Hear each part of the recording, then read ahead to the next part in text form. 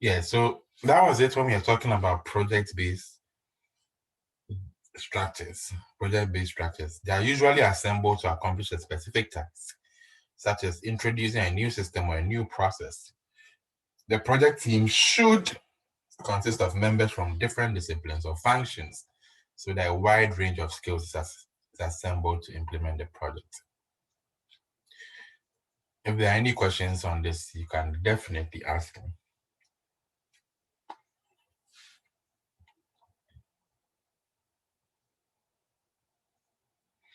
Okay, let's move on. Then let's move on to the functional organizational structure. Functional organization structure. As the name implies, you can hear the word function. So in a functional organizational structure, does someone want to ask a question?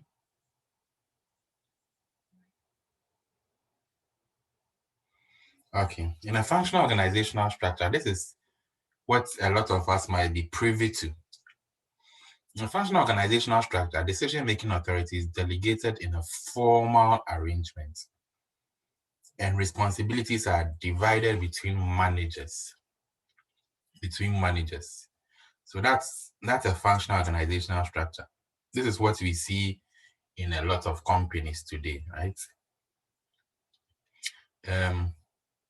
So basically, in a functional organizational structure, you are grouping people based on their specific skills and knowledge. So all people who have knowledge related to finance will go to the finance function. All people who have knowledge related to marketing will go to the marketing function. All people who have knowledge with respect to HR will go to the human resource function.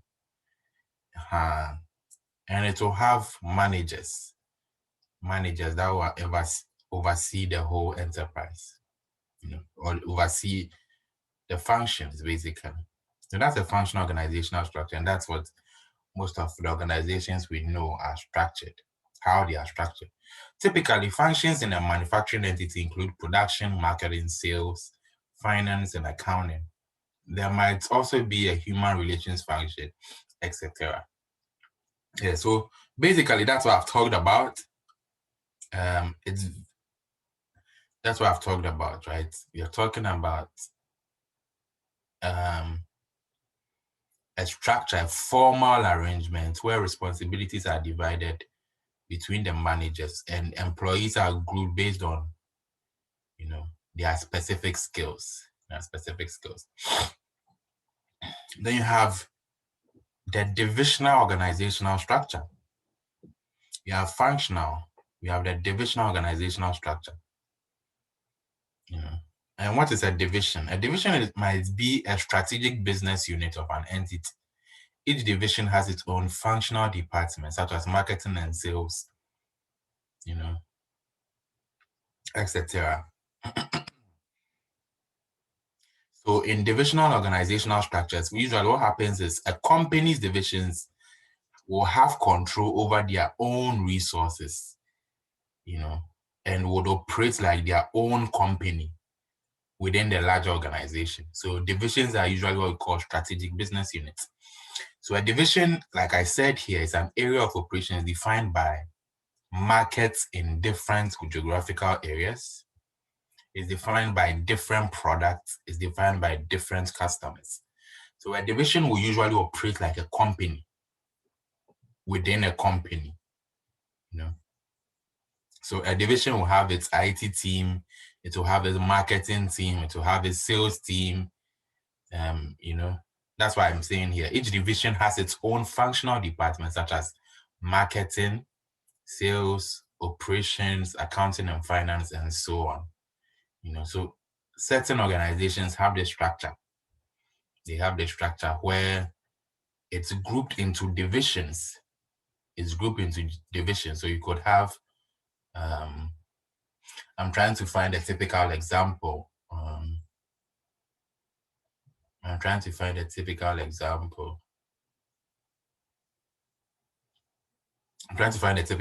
If something comes to mind, I'll let you know. But it's grouped into divisions, and Each division is defined by, the markets in which they operate, the products which they sell, and the customers. And each division runs like a company because it has the different departments, like marketing has sales, it has operations, it has accounting, it has finance, etc. Please, does it make sense? Yes, sir. Yes, please. Okay, then let's move on to the conglomerate organizational structure. When we say conglomerates, what do we mean? A conglomerate is simply an organization structure consisting of two or more. Anytime you hear conglomerates, you should think two or more companies operating in entirely different industries, but are part of the same group. So, for example, the Despite group of companies in Ghana, people consider that to be a conglomerate, right? The Despite group of companies, I think, has TV and radio, it has food, and I think it even has real estate in there. So a conglomerate is an organization. So these are different industries under the same group. So a conglomerate is an organization structure consisting of two or more companies operating in entirely different industries, but which are part of the same group and under the same control. Typically, a conglomerate consists of a parent company and a number of subsidiary companies, right? So that's why you see, despite group of companies, you see UTV, Peace FM, OK FM, Neat Fufu, This Way Chocolate Drink, Neat Hausa Cocoa, all kinds of things under it.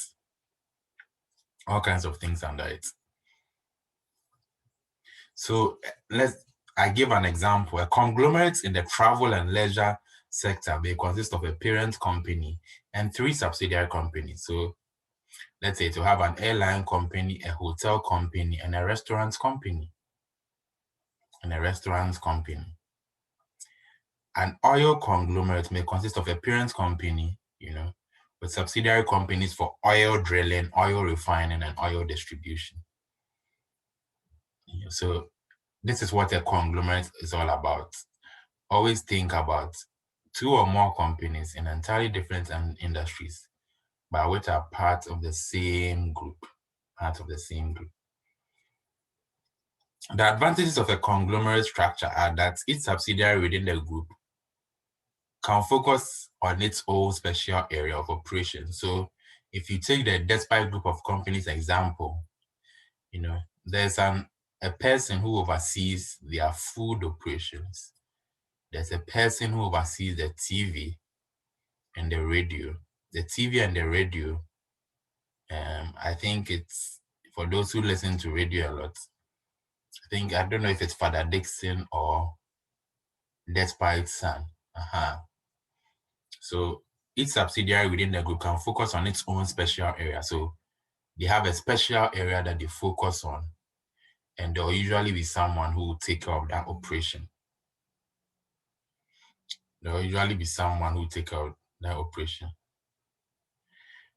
And I also said that adding new subsidiaries to the group in an acquisition or selling of businesses in a disposal is relatively straightforward.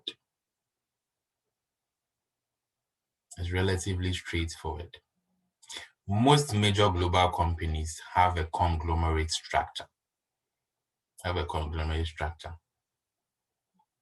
So basically, that's what a conglomerate is.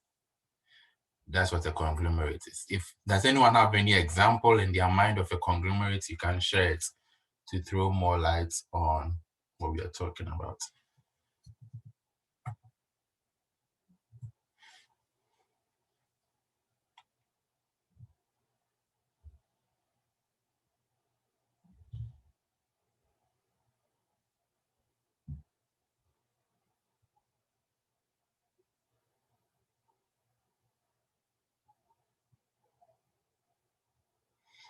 Any example of a conglomerate? Or the example I gave is fine.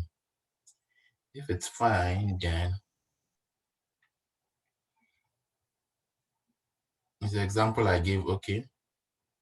Yes, sir. Clear. Okay. Thank you. Okay, Gideon has raised his hand. Okay, Gideon, please go on.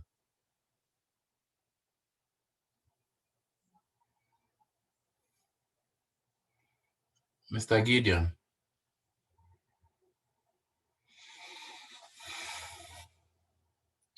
Mr. Gideon. Anita too has raised her hand. Anita, please go on. Gideon is not speaking. Okay, so good evening. Good evening.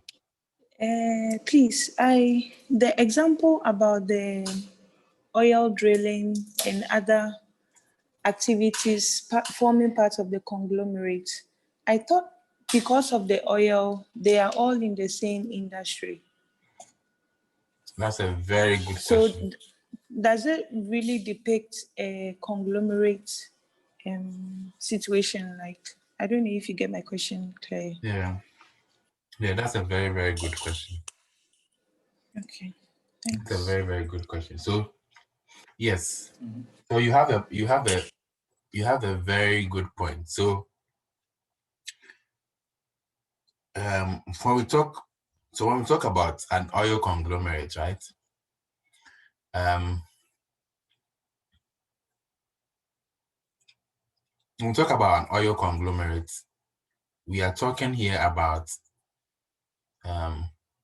in this example, right? So from what you are saying, if I'm getting your question right, yes, you are thinking that oil drilling, oil refining, and oil distribution are all in one industry. Am I correct? Yes, sir. Yes, sir. Okay. Who thinks they're all in the same industry?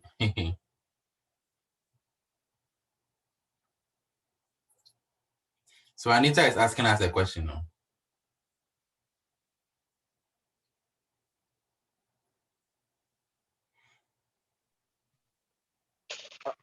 Hello, sir.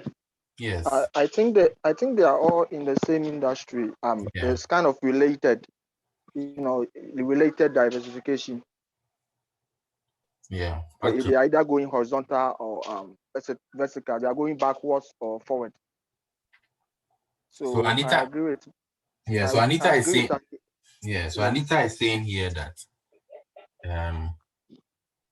Anita is saying here that then it doesn't meet the definition for a conglomerate, right? Yeah, I think I side with her. What do you think? I think that I agree with her, but I think that despite example is very good because they are also into financial services. I wanted to add that one. Yeah, financial services as well. So the despite group is, yes, exactly. I think that's one depicts it very well. Yeah.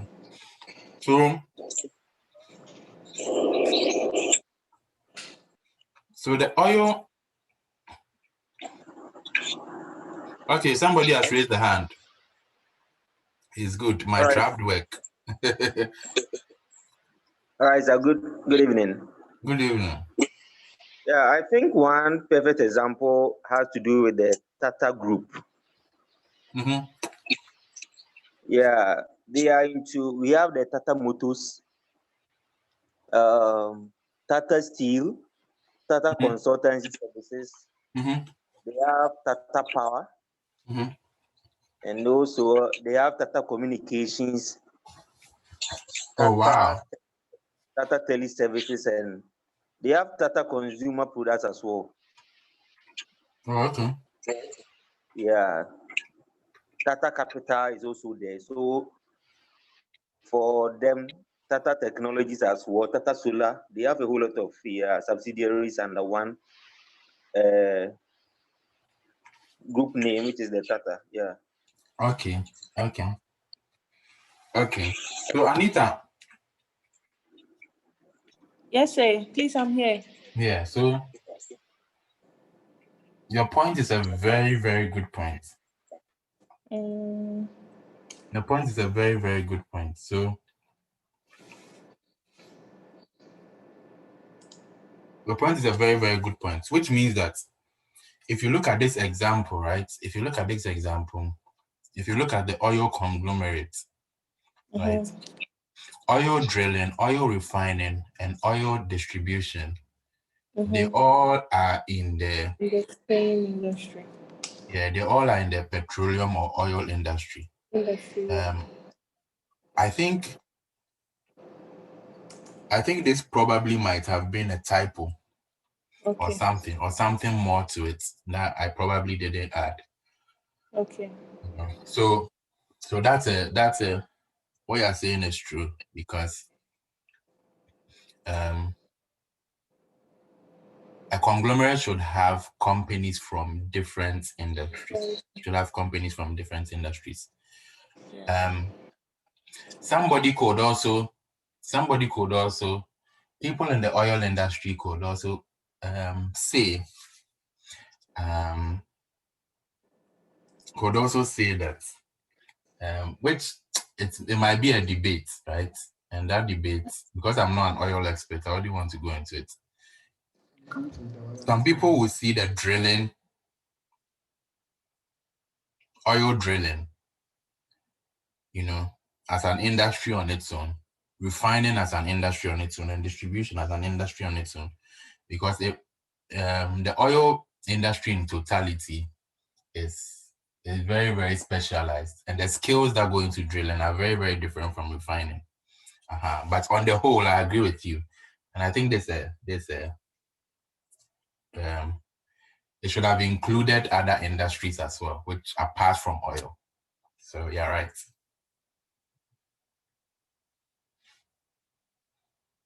I hope I answered. Yeah, I hope I answered your question.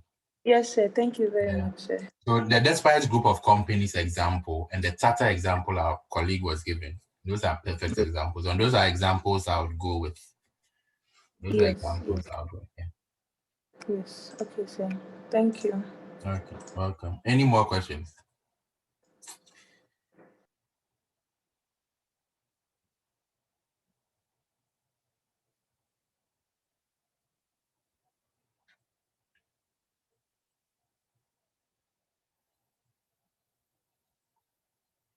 It's good you brought it up, because I think this is an example in the book as well. So. Any more questions? So we are moving on. I don't think there are any questions. Moving on.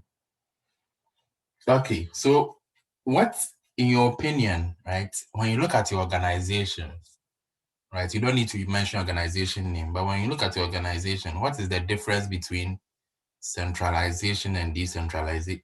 Sorry. Do you think it's a centralized organization or a decentralized organization when you look at where you work? Any volunteers? Let's make this conversation interactive.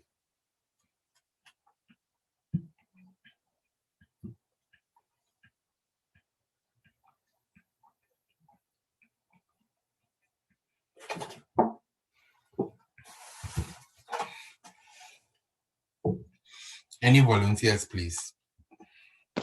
Hello, sir. Yeah.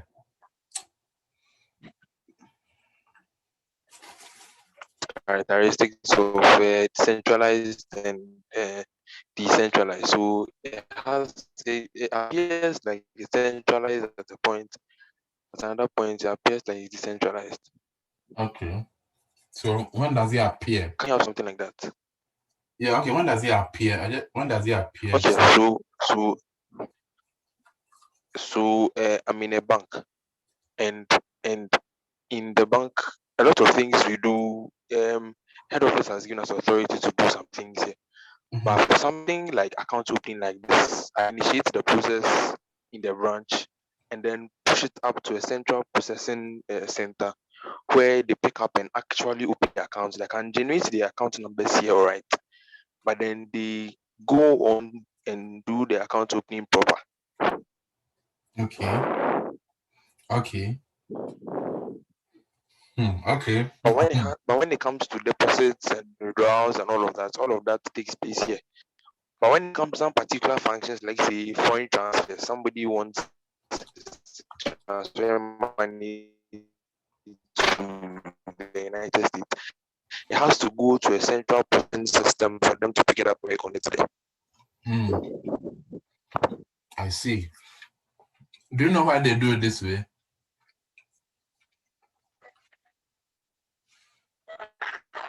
Have you ever asked yourself why they don't do that?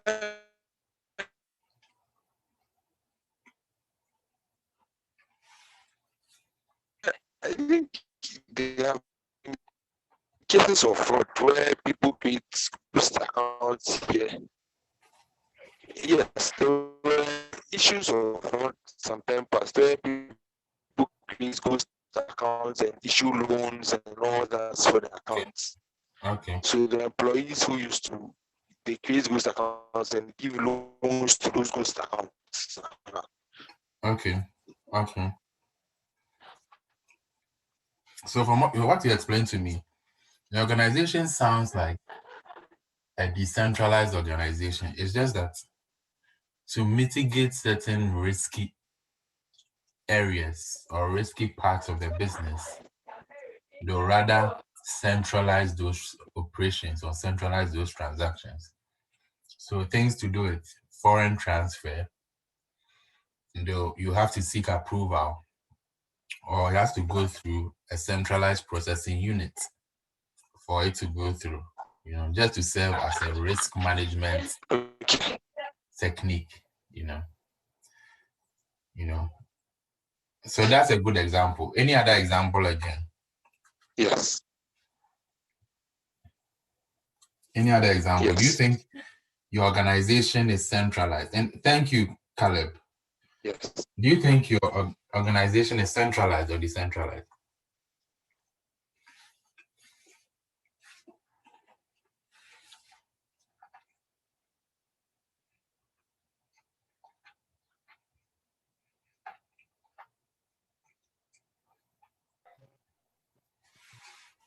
Okay, I think my organization is centralized where I work because it's basically a family business, right?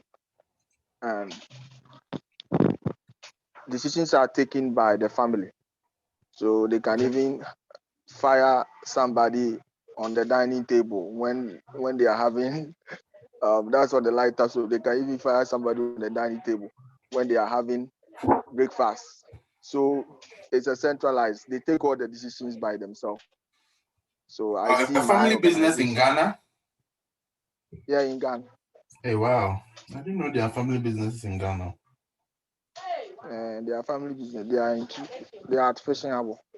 Like Oh, they wow. are into importation of fishing, fish and chicken and stuff like that. Okay, so that would be a centralized system, right? Yeah, so that's a centralized system. Okay.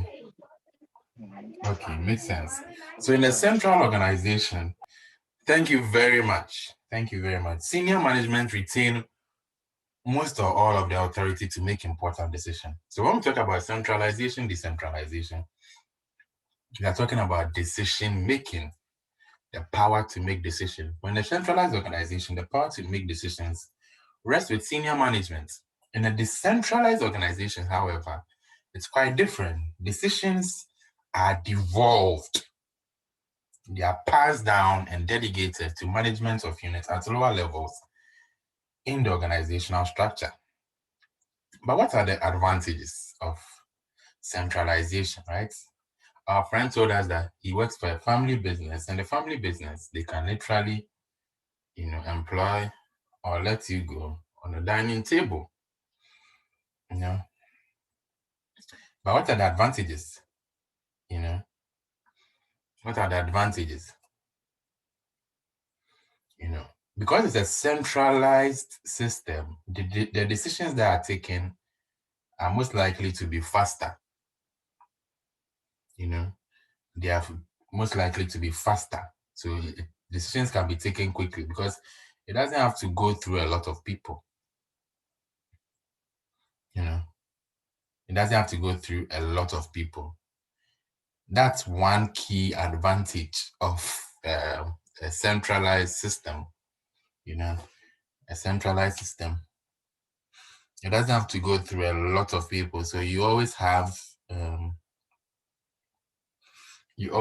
that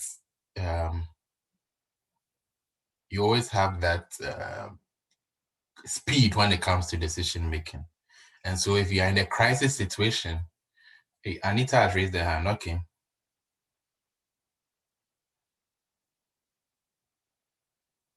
Hello? Yeah, Anita.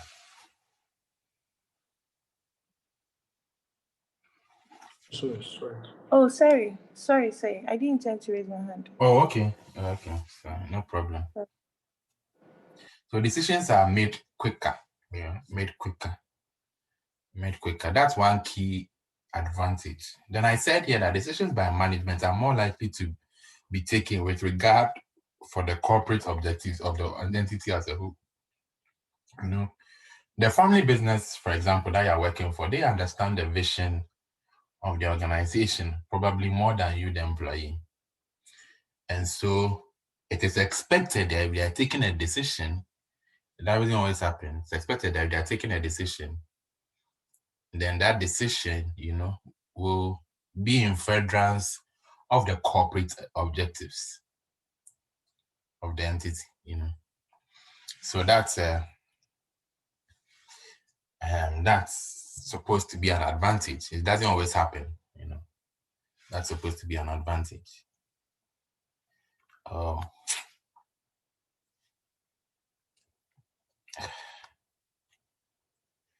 Yeah.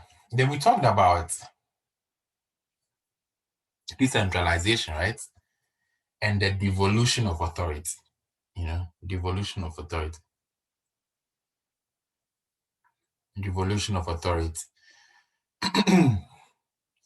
What are some of the advantages of decentralization? In decentralization, what happens is that because the managers who are taking the decisions on ground, the local managers, they understand the business. They understand what's going on. They know what is going on. So they are more likely to take better decisions. They are the grassroots movement,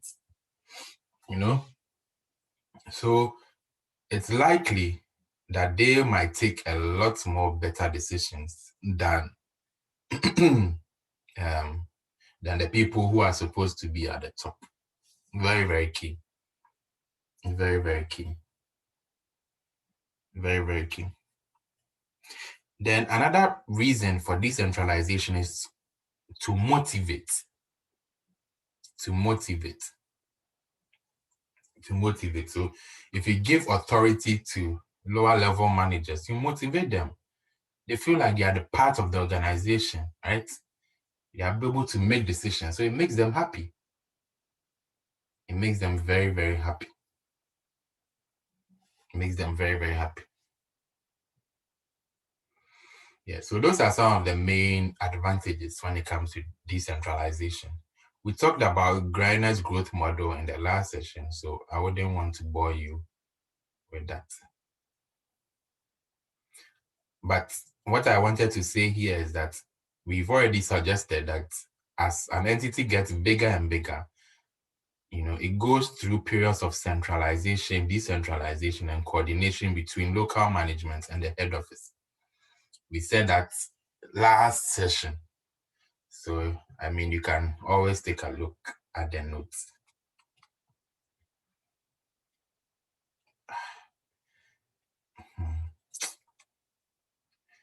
Okay.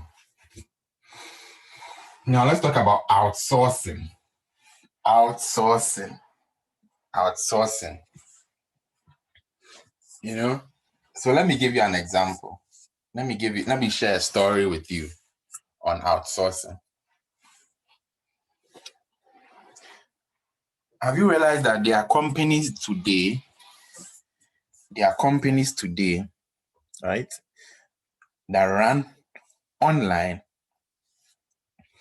and they have most of their operations done by other people?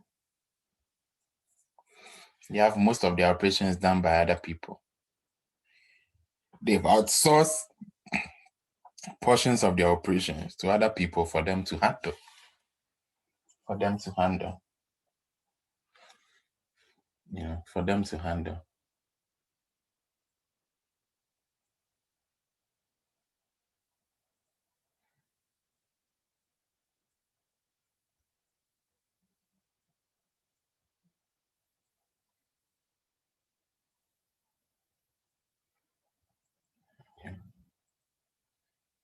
So that's the whole concept of outsourcing.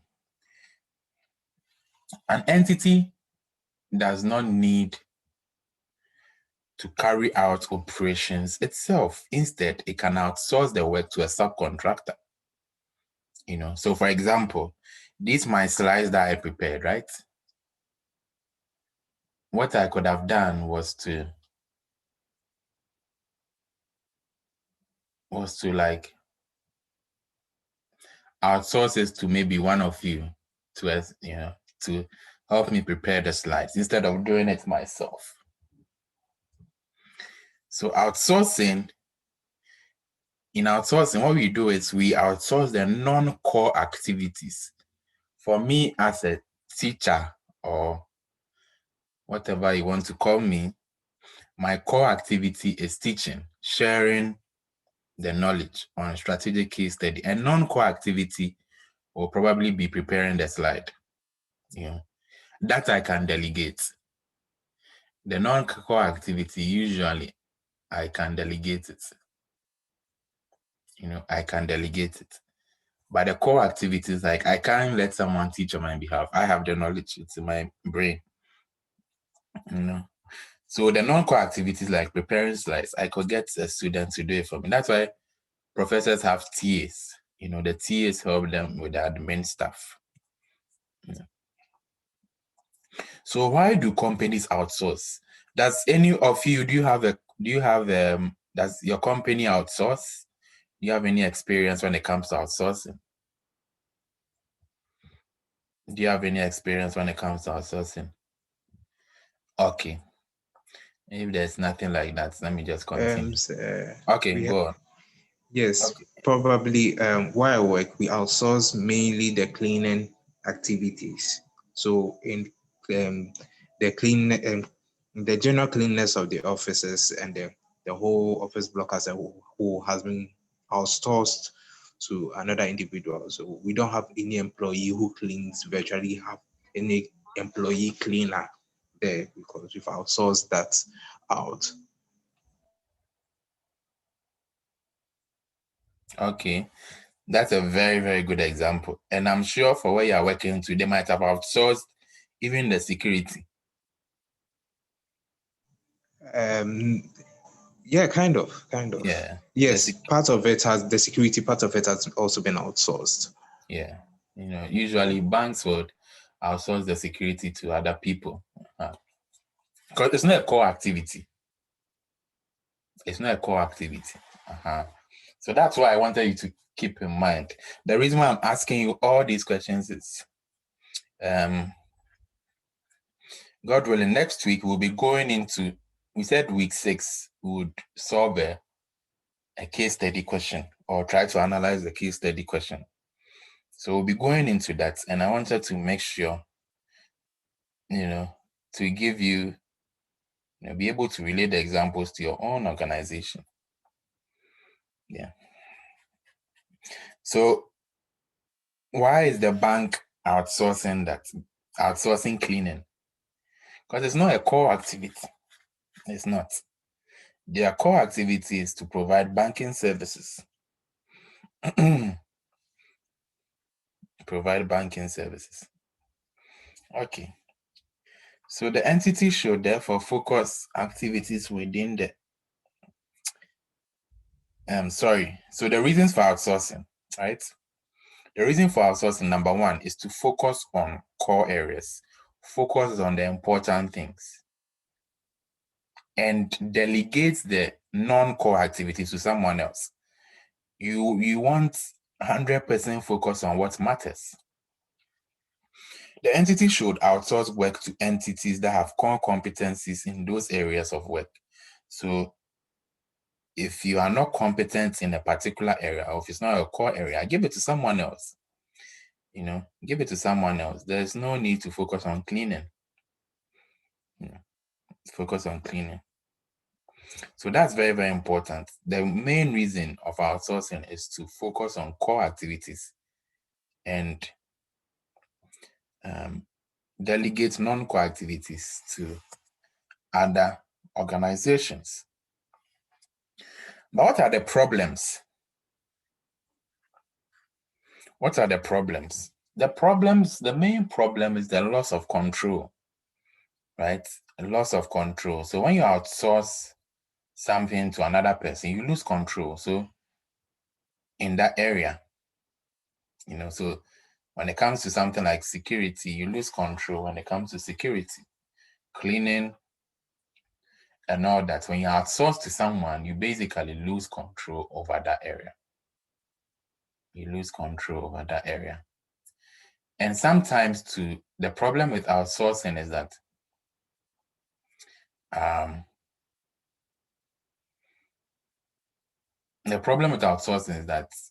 sometimes confidential information might be lost when you outsource, and sometimes you want to preserve confidentiality. And so that's a problem that outsourcing could bring. There are certain parts of operations that you don't want anyone to know, which is like a trade secret. Which is like a trade secret. So that's the whole idea of outsourcing. The problems when it comes to outsourcing. Okay, who has heard of this model before? Mintzberg's 5 building blocks for organizational configurations. Mintzberg's 5 building blocks for organizational configurations. No, sir, I've not heard this. Okay. So let's talk about Mintzberg, Mr. Mintzberg. So Mintzberg is basically saying that an organization structure exists to coordinate the activities of different individuals and work processes. That's the whole purpose of an organization, according to Mintzberg. It's for coordination, That's why we call it an organization structure. It exists to coordinate the different activities and processes within an organization